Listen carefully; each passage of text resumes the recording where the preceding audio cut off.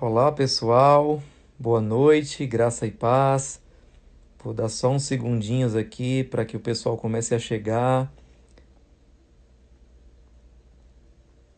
Você que vai chegando, vai dizendo também de onde você está assistindo a gente. Vamos ter um tempo precioso aqui, um bate-papo de muita edificação, de muito crescimento. Daqui a pouquinho vou apresentar também o meu convidado. Já estou vendo o pessoal aí respondendo. Vai chegando, vai dizendo de onde você está assistindo.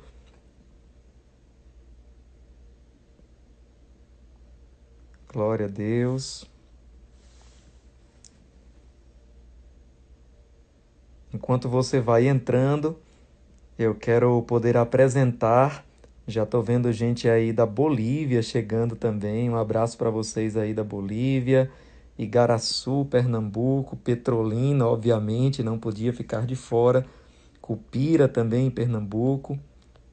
Sejam todos muito bem-vindos. Fortaleza, obviamente, não poderia também ficar de fora dessa live, porque a gente vai falar com o pastor Costa Neto, Natal, Rio Grande do Norte, Juazeiro do Norte chegando também. Antes de convidar o pastor Costa Neto, eu quero falar brevemente sobre a plataforma Maximize.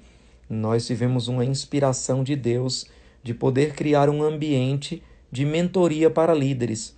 Líderes em todas as áreas da sociedade, não apenas no contexto ministerial, não apenas para pastores, mas empreendedores, homens e mulheres de negócio, pessoas na política, na educação, na mídia, nas artes, no entretenimento, que precisam ser inspiradas com os princípios e com os valores do reino de Deus.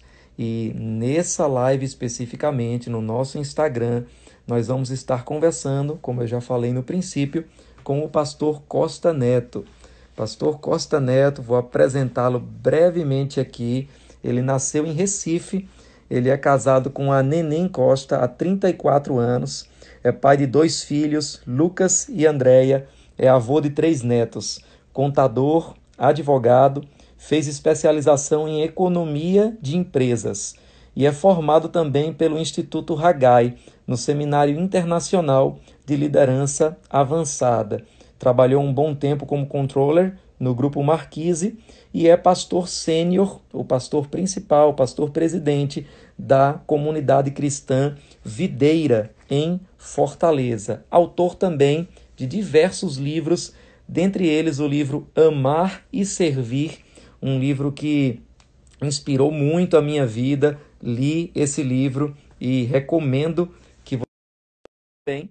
E agora eu vou estar convidando para participar conosco nessa live o pastor Costa Neto. E eu já estou com ele aí ao vivo. Pastor Costa Neto, boa noite, graça e paz. Um prazer E enorme aí, estar com Adilson, você aqui. tudo bem? Que prazer estar com você aqui. Deixa eu só melhorar ali aqui a luz. Que prazer estar com você. Quanto tempo, né? Pois é, pastor. Para quem não conhece, o pastor Costa Neto já esteve aqui na nossa igreja em Petrolina Isso. e nós fomos tremendamente abençoados pela palavra que ele trouxe para nós.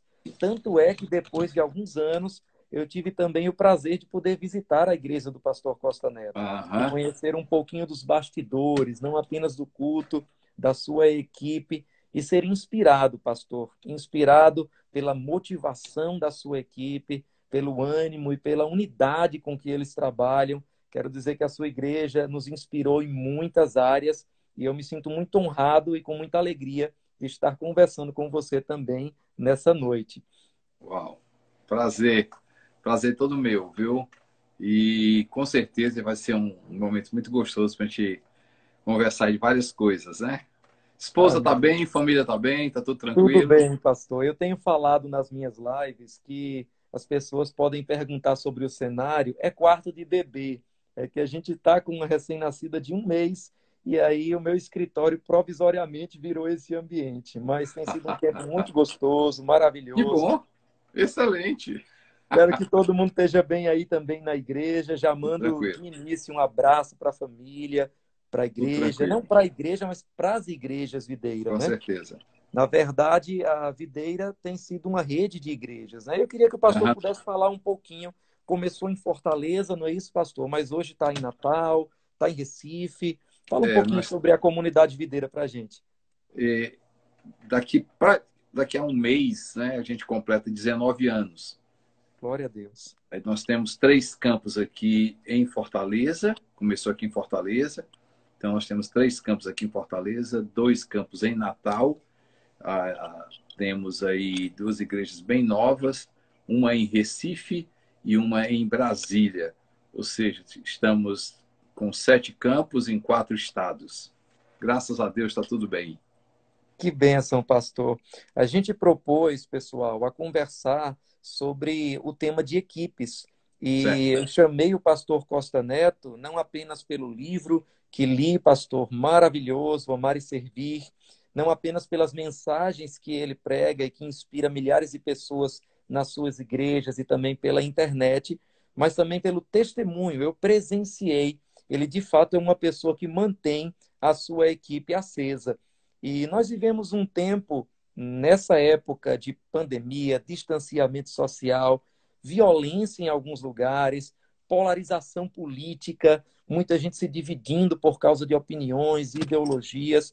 É um tempo que faz com que os líderes precisem, mais do que nunca, se aprofundar nos princípios, nos valores cristãos, que vão manter as suas equipes unidas e incendiadas com a visão que Deus deu ao coração de um líder, seja um pastor, seja um empresário, seja alguém que está à frente de qualquer instituição, em qualquer área da sociedade.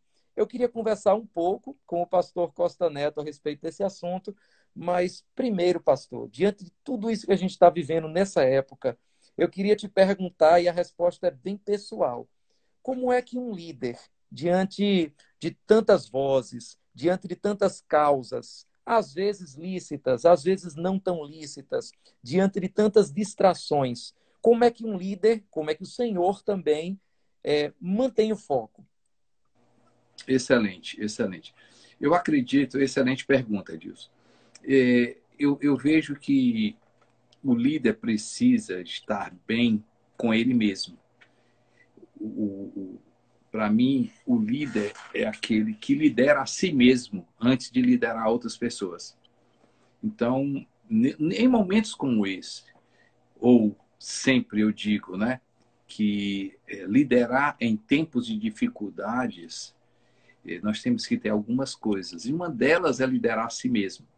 Então, eu tenho uma frase que a gente usa aqui: ou coisa boa é ter cabeça boa, Muito né? bom. Ou coisa boa é ter cabeça boa. Então, em momentos como esse, não apenas em momentos de dificuldade, liderar em tempos difíceis, liderar em tempos de tribulação, liderar em tempos nebulosos, liderar em tempos de guerra. Então, nós líderes precisamos estar bem com a gente mesmo, bem com a gente mesmo, bem com a nossa alma, cuidar muito bem da nossa alma, porque decidir sobre fortes emoções muitas vezes tira da gente a inteligência. Então, as Verdade. nossas emoções precisam estar saudáveis. A, a nossa vida espiritual como líder, ela precisa sair do discurso para ir para a prática. Então, em momentos como esse, a gente vai testar se a nossa fé em Deus é só uma frase ou se é realidade de vida. Confiar em Deus é só uma frase ou uma realidade de vida. Descansar em Deus é só uma frase ou realidade de vida. Então, manter o foco, mais uma vez, em momentos como esse, primeiro o líder tem que se liderar a si mesmo. E a outra coisa que muita gente esquece, Edilson, é cuidar da saúde. Cuidar da saúde. Em momentos como esse, como é bom ter bagagem, como é bom ter poupança de saúde, como é bom ter poupança emocional, como é bom ter poupança e reserva espiritual. Então, primeiro o líder tem que cuidar de si mesmo, do corpo, da alma e do espírito. E aí, quando ele está bem com ele mesmo, a outra coisa que eu digo é o que vai fazer a diferença muito grande é ele saber de separar missão e meio de vida. Missão e Muito meio de bom. vida. O meio de vida está abalado hoje para muita gente. Em algumas áreas, algumas áreas da economia, algumas áreas cresceram, uma parte da economia muito restrito aumentou, não é? Mas grande parte da economia tivemos, nós vamos ter alguns meses aí para recuperar. Então, assim, isso é meio de vida. Um líder, para manter o foco, ele tem que dizer o seguinte: vem cá, o meu meio de vida pode estar abalado.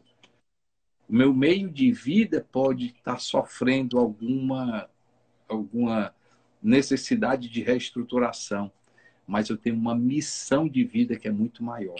Uma Muito missão de bom. vida. E assim, e aí a gente passaria muito tempo falando de missão de vida. Mas eu queria falar só duas coisas de uma missão de vida que faz com que a gente mantenha um foco.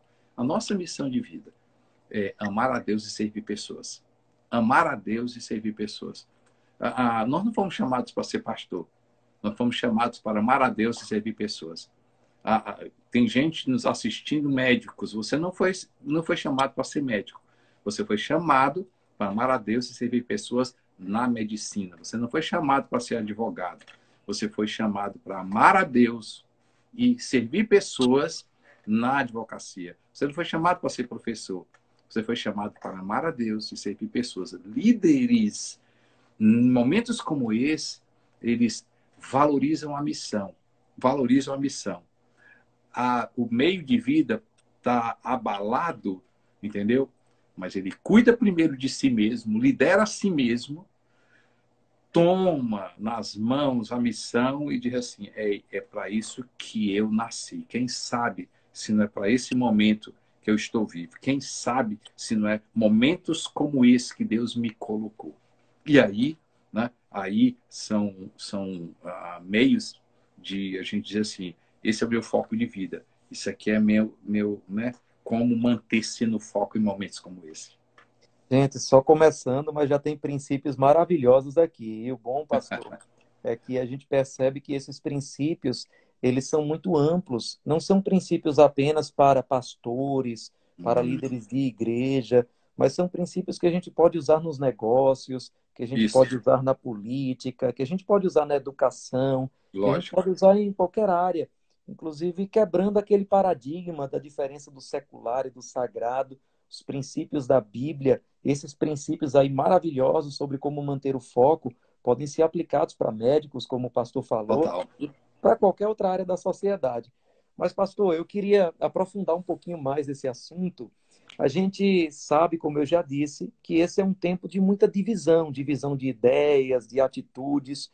E, na sua opinião, o que é que um líder deve buscar para unir a sua equipe na causa comum da igreja, da empresa, enfim, da instituição, sem que essas diferenças menores, vamos chamar assim, destruam o poder da unidade?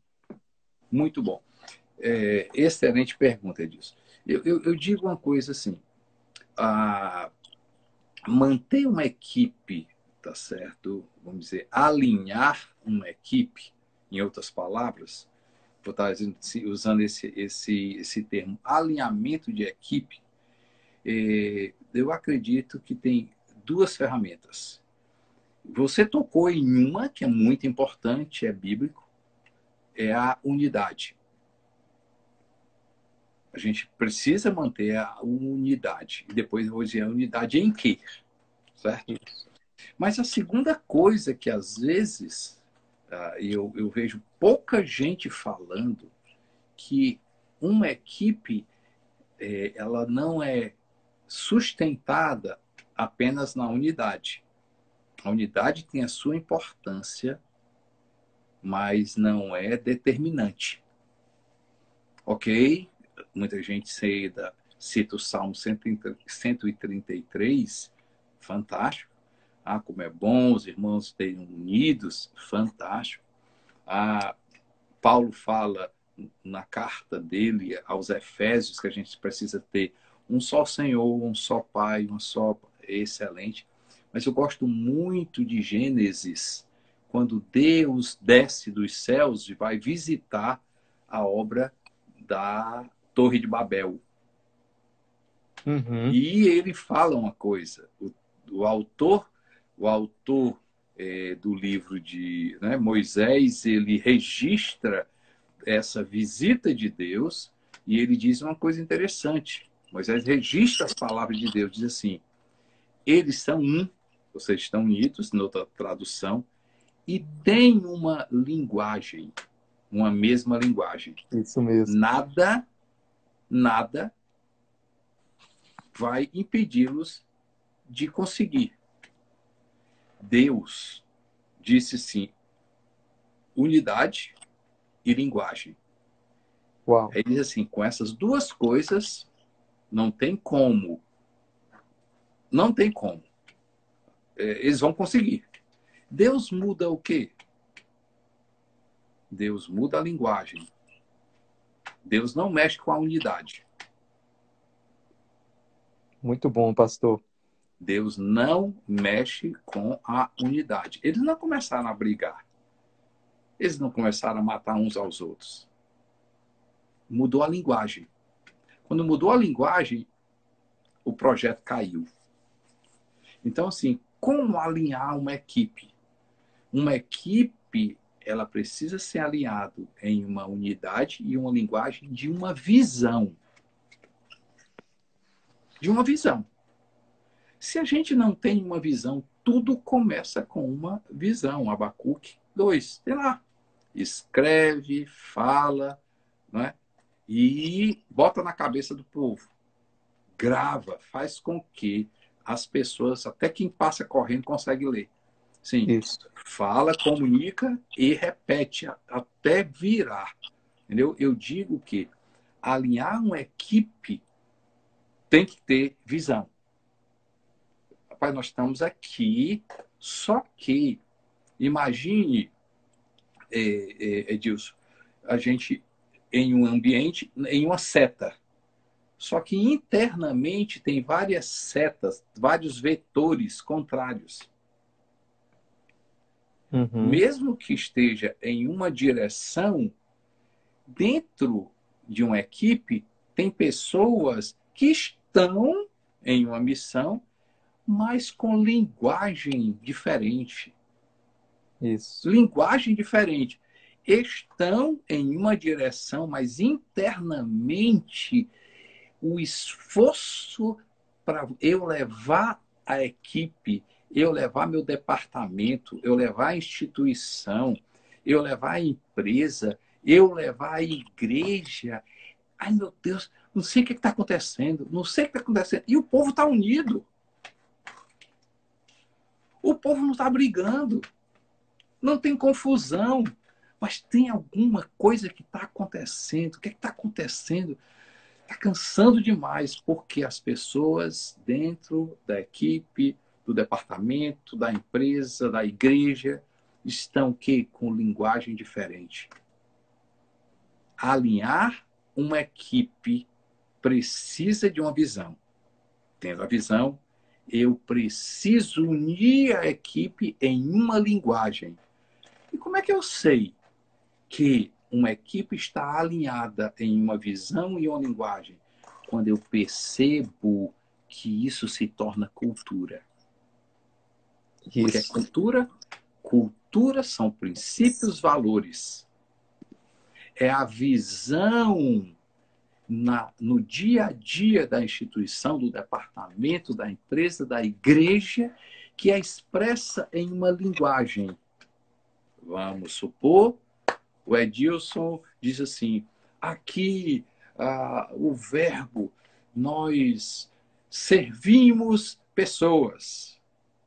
Aí uma pessoa diz assim, nós aqui do verbo, nós servimos pessoas, nós trabalhamos com as pessoas. Não, a gente diz servir. Não, eu não gosto de servir, não. Eu uso a palavra trabalhar. Não, não, rapaz, a gente usa a palavra servir. Não, pastor, eu não gosto de usar a palavra servir. Eu gosto do trabalho. A gente trabalha para pessoas. Ah, mas é besteira. Não é besteira, não. É uma linguagem diferente. Porque quando eu tenho uma linguagem diferente, eu tenho um coração diferente.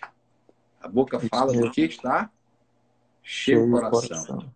Quando uma equipe, um departamento, uma igreja, uma instituição tem uma visão, estão unidos, têm uma mesma linguagem, você vai perceber a cultura no DNA das pessoas. E aí o que é que acontece? Nenhum projeto consegue ser falido, ou seja, vai dar certo. Vai dar certo. Alinhar uma equipe, tripé, visão, unidade e linguagem. Quando isso está unido, é o que a gente chama de cultura. Maravilhoso, pastor. Vocês estão percebendo que esse bate-papo está sendo bem didático, não é? Ponto um, ponto 2, ponto 3. Eu acredito que você vai precisar assistir de novo para poder anotar, poder meditar sobre isso. No nosso ministério, pastor, a gente costuma citar muito 1 aos Coríntios 1:10. O apóstolo Paulo diz: Rogo-vos, imploro, porém, irmãos, em nome do nosso Senhor Jesus Cristo, que digais todos uma mesma coisa e que não haja entre vós dissensões ou divisões. Antes sejais unidos em um mesmo pensamento e em um mesmo parecer. E eu vejo justamente esses elementos que o Senhor falou sobre cultura, sobre linguagem, sobre visão, como sendo as atividades essenciais de um líder. Lógico, É aquilo que o total. líder não pode delegar. Eu não posso delegar a visão para uma outra pessoa. Uma outra pessoa pode fazer aconselhamentos na igreja, mas a visão da igreja, ela vai ter que vir para o líder da igreja. E isso vale, como a gente falou, para muitas outras áreas diferentes. Agora, eu vou aparentemente mudar um pouquinho o tom aqui da pergunta, mas vai estar dentro do mesmo tema. Pastor, a gente tem uma experiência aqui na nossa igreja em particular, e eu sei que vocês também têm uma experiência fantástica aí em Fortaleza e nas comunidades videiras espalhadas aí pelo Brasil. Mas eu queria que o senhor compartilhasse um pouco sobre qual é a sua experiência com pequenos grupos na igreja Hum. e, especialmente, qual foi o papel, ou qual é ainda o papel deles nestes dias de Covid-19, de distanciamento, de lockdown, quarentena. Cada lugar do Brasil está numa fase diferente. Mas como é que o senhor vê o papel dos pequenos grupos nestes dias especificamente? Excelente pergunta. Inclusive, eu estava falando hoje com um líder nosso, as pessoas olham muito para a nossa igreja e elas olham alguns aspectos que a gente tem realmente. Ah, CC Videira, a questão do voluntariado é muito forte. Correto. Ah, e os jovens da CC Videira, o A13, são, a próxima geração é muito forte. Correto. Mas as pessoas não sabem que o coração da nossa igreja são pequenos grupos. O coração da nossa igreja são pequenos grupos. Se, se se não, né? Eu vou explicar para você o processo da nossa igreja. Não é uma lista de 10 coisas que a gente valoriza na nossa igreja. A gente valoriza 3 coisas.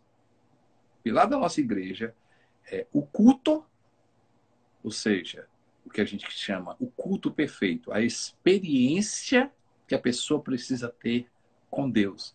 Então a gente faz um culto para as pessoas terem uma experiência com Deus. Então a gente preza pela atmosfera, a gente preza por apontar para Jesus, a gente preza por uma mensagem prática, um ambiente gostoso, a gente preza, então, culto. Do culto, a segunda atividade da igreja mais importante são pequenos grupos. Dos pequenos grupos, a terceira atividade mais importante é formação. E aí, porque a gente forma, as pessoas vão para a sociedade, trazem seus amigos, parentes, entram no culto, têm uma experiência com Deus, relacionamento, formam, volta. Esse é o processo da igreja. Ok. Respondendo a sua pergunta, a importância do pequeno grupo é que o pequeno grupo não é um método, precisa ser cultura. Isso. Pequeno grupo tem que estar no DNA da igreja. Tem que ser cultura, tem que ser visão, tem que fazer parte da visão. Tem que ter linguagem, até virar linguagem. As pessoas dizem assim, que tipo de linguagem? A linguagem do relacionamento. Igrejas fortes em pequenos grupos são igrejas que podem ser intencionais. Nós somos intencionais. Nós estávamos percebendo que a gente valorizava muito a atividade para gerar relacionamento. Então, nós passamos um ano, literalmente, tiramos todas as atividades da nossa igreja e fortalecemos o relacionamento. A gente chamou 10 meses que irão mudar 10 anos. Uau, Então, muito bom. o que a gente fez? Quebramos as atividades. Vamos gerar relacionamento. Relacionamento. E porque temos relacionamento, as atividades vão ser fortes. Qual a importância dos pequenos grupos? A importância dos pequenos é gerar na igreja que uma igreja ela não se sustenta por atividades, ela se sustenta por relacionamentos. E relacionamentos acontecem dentro dos pequenos grupos. Relacionamento acontece dentro de pequenos grupos. Então, no meio dessa pandemia, igrejas que tinham como forte atividade de criança, atividade de mulher, atividade de homens, atividade de idosos, atividade de reunião de conferência de não sei o quê, seminário de não sei o quê, de segunda a sexta, de janeiro a dezembro, atividades, essas igrejas estão passando problemas. Por quê? Uau. Porque as pessoas iam para assistir o evento, mas igrejas que não precisavam ter atividades. E se tivesse, maravilhoso. A nossa igreja, nós temos reunião de homens, de mulheres, nós temos. Mas a gente valoriza o que? A igreja de segunda a sábado. E a igreja de segunda a sábado é a igreja dos pequenos grupos. Então, igrejas que são fortes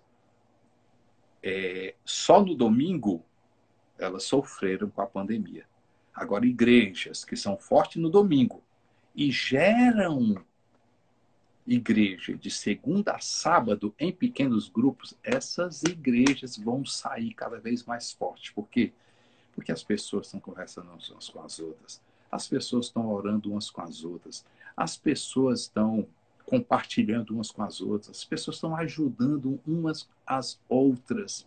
Então, a importância do pequeno grupo é que precisa estar na visão, não é método e é uma visão de uma igreja que é fundamentada no relacionamento e não uma igreja que espera por atividades. Pastor, a igreja de segunda a sábado já ficou para mim, e olha que a gente só está na metade do nosso bate-papo, a frase do momento. Eu acredito muito nisso, em uma igreja que constrói uma comunidade, que constrói um relacionamento. Quando nós olhamos para a Bíblia, nós encontramos cerca de 70 vezes no Novo Testamento a expressão uns aos outros. Tem muita coisa, tem muito princípio bíblico que você não pode cumprir sozinho. Você precisa de outras pessoas. Eu sempre Com comparo certeza. os cultos, as nossas reuniões principais dentro do templo, como um momento que a gente está num grande refeitório. Mas a gente não mede um exército pelo número de pessoas que comem no refeitório. A gente É, mede um exército pelas pessoas que são para as trincheiras, para as linhas de frente. E eu creio muito na importância desse ministério com pequenos grupos. É por isso que eu queria ouvir um pouco a sua experiência também sobre isso. eu acredito que esse momento de pandemia, como o senhor mesmo falou, veio para reforçar ainda mais a importância desse ministério maravilhoso. Se você me permitir, eu queria acrescentar Com uma coisa certeza. importante com o pequeno grupo. Eles precisam ser, e aqui eu vou contar a minha experiência, a experiência da nossa igreja. E eu vejo o que acontece, tá certo?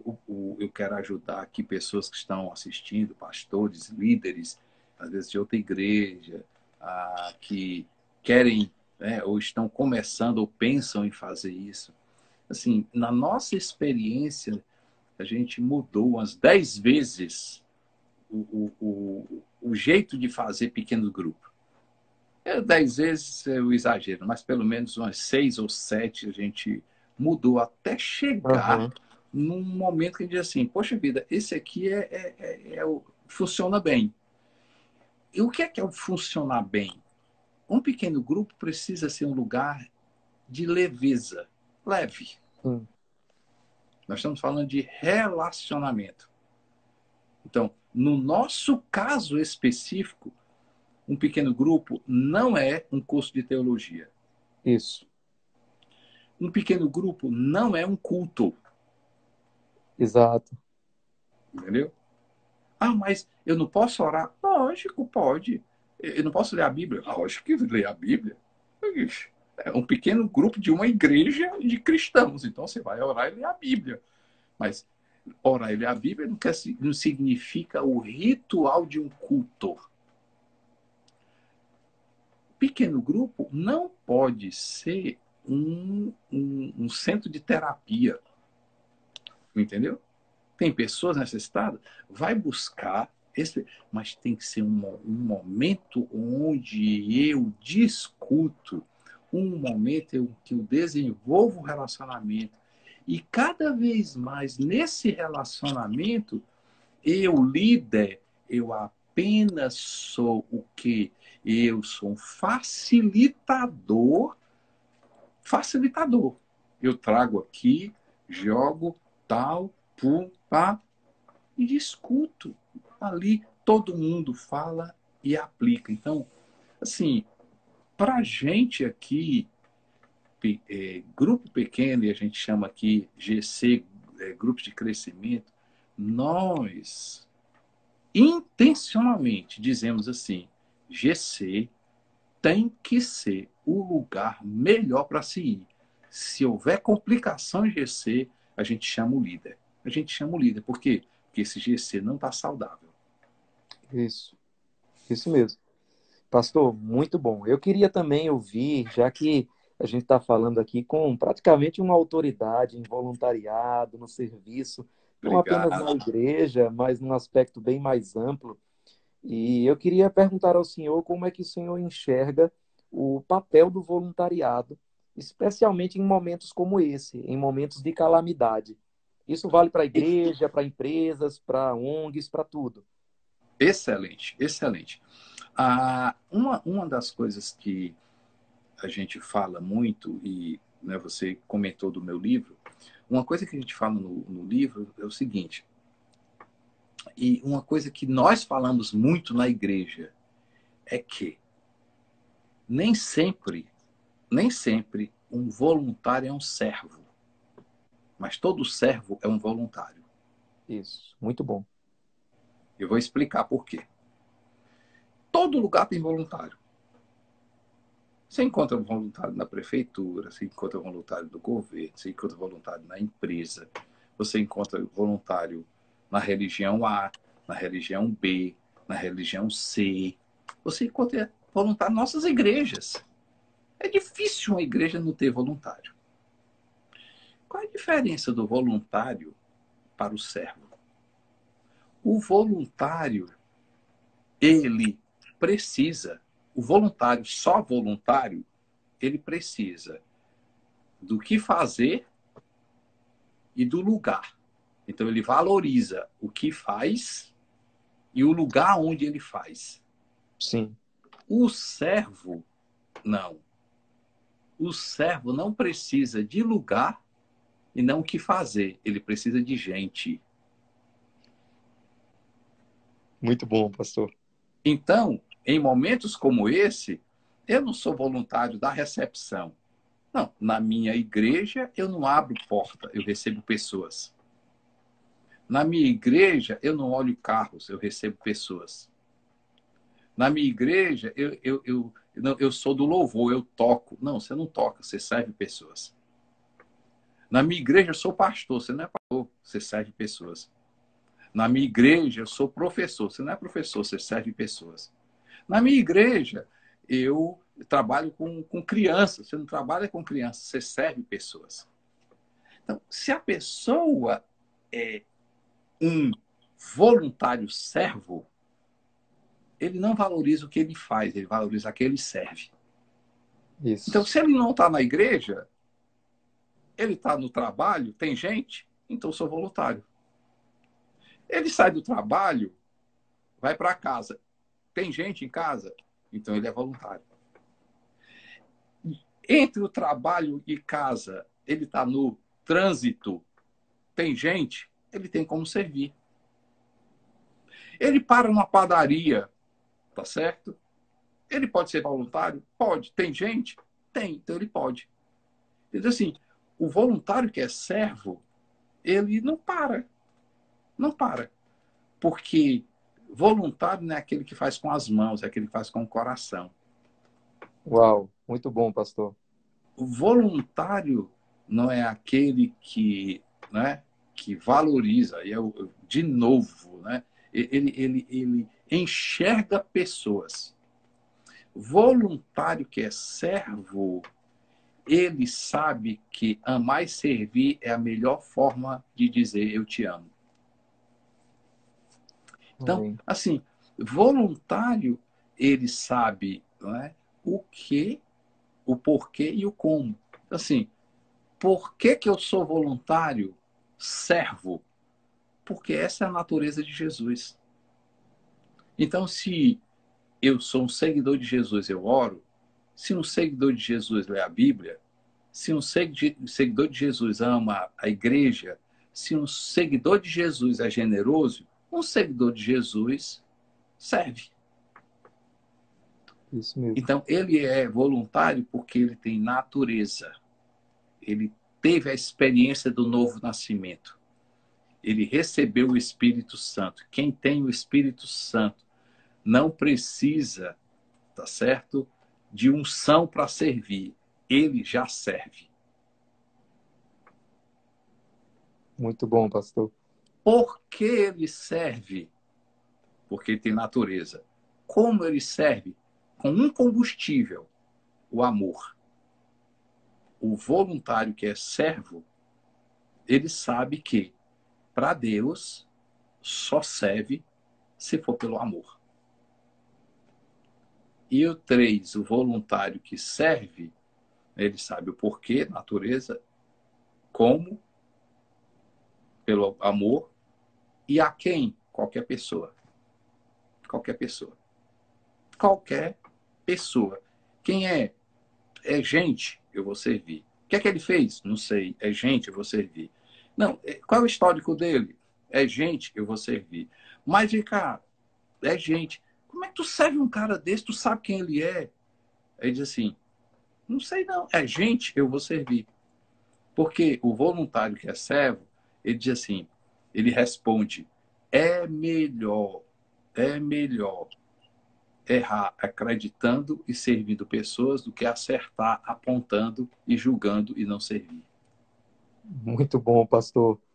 Muito bom. E esse ponto que o Senhor falou sobre o servir pessoas, ele leva a gente novamente para a igreja de segunda a sábado, porque amplia a nossa perspectiva de serviço, não apenas a um departamento de uma igreja, um pequeno grupo, mas ao nosso dia a dia. Então, muito boa essa perspectiva, é muito interessante que não apenas as igrejas, mas as demais instituições tenham isso como uma cultura, que é uma outra Isso. palavra forte que eu tenho percebido também no seu vocabulário ou na sua linguagem, para ficar com o que a gente está conversando aqui. Pastor, eu queria também perguntar que outros conselhos você daria a um pastor ou a um líder mesmo que, nesse momento, encontra a sua equipe dispersa? alguém que tem um negócio, um comércio, ou mesmo uma igreja, ou faz parte de algum outro tipo de instituição, seja pública, privada, e por causa dessa pandemia, dessa calamidade, encontra sua equipe dispersa, gente tentando desistir, gente achando que não é mais para fazer parte daquele ambiente ou daquela visão. Que conselhos práticos, pessoais, o Senhor daria para esse líder? Excelente pergunta. No começo dessa pandemia, Deus me deu uma palavra. Eu trabalhei muito essa palavra no começo para minha liderança, para os meus pastores, e foi algo que Deus colocou no meu coração e me sustentou, né? E tem me sustentado. Foi quando Paulo, escrevendo aos Filipenses, no capítulo 4, ele começa ali agradecendo uma oferta que ele recebe. E aí ele diz, olha, estou agradecendo, muito bom, fantástico, mas não é porque eu estou passando necessidade. Aí ele começa a pregar para mim, né? Aí ele começa. Ele usa duas palavras. Na verdade, ele usa uma palavra para duas situações. Uma palavra que ele usa é o verbo aprender. Uhum. E ele diz assim, porque eu aprendi a me adaptar a toda e qualquer circunstância. Aí ele fala, não sei o que, toda e qualquer circunstância. Aí fala, e Paulo passou por muita coisa. É verdade. E ele usa o verbo também para outra coisa. E eu aprendi a viver contente. Então, uma coisa prática para você que está conosco aqui. Paulo diz assim, ei, nós precisamos aprender. Aprender. Nós não nascemos já com a sapiência em nós. Nós, seres humanos, ninguém nasce já com a capacidade de andar. Ninguém nasce com a capacidade de falar. Ninguém nasce com a capacidade de escrever. Ninguém nasce. A gente aprende. Então, Isso. assim, situações como essa, eu vou orar, eu vou esperar em Deus, eu vou buscar o Espírito Santo, mas Paulo dá um recado para mim e para vocês, assim, eu preciso me adaptar. E adaptar-se, pastor, se você pega a palavra adaptar-se, é se capacitar. Adaptar-se não é deixar que a vida me leve. Adaptar-se não é dizer o seguinte assim, não, deixa aí, eu vou ver o que é que acontece. Não, Paulo diz assim, eu aprendi a me capacitar a toda e qualquer circunstância. Vem cá, hoje está chovendo, o que é que eu tenho que fazer? Vou me adaptar. Vou me capacitar para enfrentar a chuva. Hoje está fazendo sol, o que é que eu vou fazer? Eu vou me capacitar para enfrentar o sol. Hoje está caiu isso, caiu aquilo. Hoje eu vou me capacitar para enfrentar essa doença. Eu vou me capacitar para enfrentar essa crise financeira. Eu vou me capacitar. Ou seja, eu vou me adaptar. Se eu fosse morar em Petrolina, eu preciso me adaptar ao quê? Ao clima, às pessoas, ao sistema. Às vezes, as pessoas dormem mais cedo, acordam mais cedo. Às vezes, de determinado lugar que é bom para você andar, eu vou me adaptar aos preços das mercadorias, me adaptar aos preços de aluguéis. Eu vou me adaptar. Eu vou me capacitar a viver da melhor forma possível. Aí Paulo diz assim, mas não só isso. Eu também aprendi a viver feliz. Isso. Felicidade é uma decisão, Edilson. Felicidade é uma decisão. E a alegria já está dentro da gente. Porque se a gente receber o Espírito Santo, o fruto do Espírito, o resultado do Espírito Santo é amor, alegria, paz, benignidade, fidelidade, mansidão, domínio próprio. Jesus, no capítulo 17 de João, ele ora dizendo assim, Senhor, Pai, eu te peço que o meu gozo esteja neles. Ou seja, a alegria já está na nossa vida. Amém. Então, assim, você, nós precisamos aprender a se capacitar a toda e qualquer substância. Meu amigo, se vire, dê seu jeito, reinvente, vá buscar outros meios, aprenda, leia livros, olhe conselheiros, olhe para o teu lado, vê no passado, vê experiência, ouve gente, mas aprende a se adaptar. E decide ser feliz, porque felicidade muitas vezes as pessoas buscam fora, mas na verdade está no nosso interior. Felicidade muitas vezes se busca pelaquilo que está faltando, mas a gente não percebe que aquilo que nós precisamos já está conosco. Aí Paulo encerra dizendo como? Como? Eu aprendo fazendo um curso, eu aprendo com livro. Não, ele diz assim, sabe onde é que eu aprendi a me adaptar? E sabe onde é que eu aprendi a ser feliz? Tudo posso naquele que me fortalece. Maravilha. Ele não era autossuficiente, não. Assim, ei, vai para Jesus. Jesus vai dizer o seguinte, ei, eu vou te ensinar a enfrentar isso. Eu vou te ensinar. Eu tenho saber. Eu sou a sabedoria, eu sou a inteligência, eu sou o ânimo, eu sou a força. Eu vou te ensinar a perceber que você não precisa, não é o que está faltando, é o que você já tem. Isso se chama felicidade, alegria. Eu sou a tua alegria, eu sou. A W. Tozer disse que o grande problema de um cristão é que ele sempre quer acrescentar Deus mais, Deus e. Se a gente permitir Deus tirar esse i, a gente precisar só de Deus, a gente vai perceber que a gente pode aprender a enfrentar toda e qualquer situação e a ser feliz. Muito bom, pastor. Chaves preciosas. Olha aí, aprender, aprendizagem e alegria. A Bíblia diz que até o próprio Jesus aprendeu a obediência por meio daquilo que sofreu. E eu falei esses dias na nossa igreja que, como pastores, como líderes, precisamos aprender a arte de não saber. Ou seja, sair daquele paradigma de que o líder é a pessoa que tem todas as respostas, que é o sábio, que ele tem todas as respostas para todos os problemas. Eu não sei, é uma frase muito boa para um líder ensinar os seus liderados, a sua Uau! equipe. Eu não sei, vamos aprender juntos. Eu não sei, mas eu tenho aquele que sabe dentro de mim. Eu acredito que isso faz toda a diferença e é um bom caminho também para o aprendizado. Muito Pastor, bom. a gente está bem pertinho de acabar, mas ainda dá tempo de perguntar. Então, eu queria saber como é que o senhor enxerga o papel de recrutar novos voluntários nesses dias de pandemia? Ou seja, será que tem algum princípio que muda no recrutamento ou é basicamente a mesma coisa?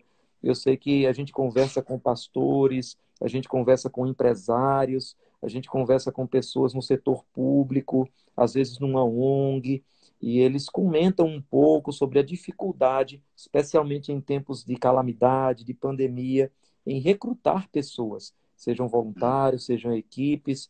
Na sua opinião, tem algum princípio, alguma dica que seria específica para momentos como esse, ou os princípios são os mesmos? O que é que o senhor vê? Eu vejo assim, quando você tem uma igreja com a cultura de voluntário, é só você mostrar a necessidade de gente. Mas tem Uhum. gente precisando de comida, vai ter voluntário que vai ajudar. Tem gente precisando de medicamento, tem voluntário para isso. Tem gente, entendeu?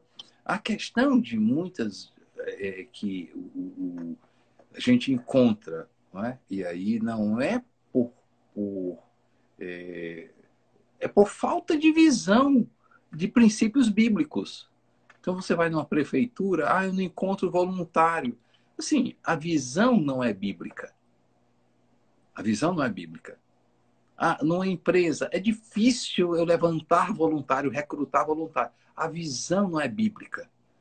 Quando a visão é bíblica, ou seja, quando o recrutar é sobre pessoas, quando o recrutar é para ajudar pessoas, quando essa é a maior missão, entendeu? Gente, não é o que a pessoa faz, eu vou encontrar voluntários.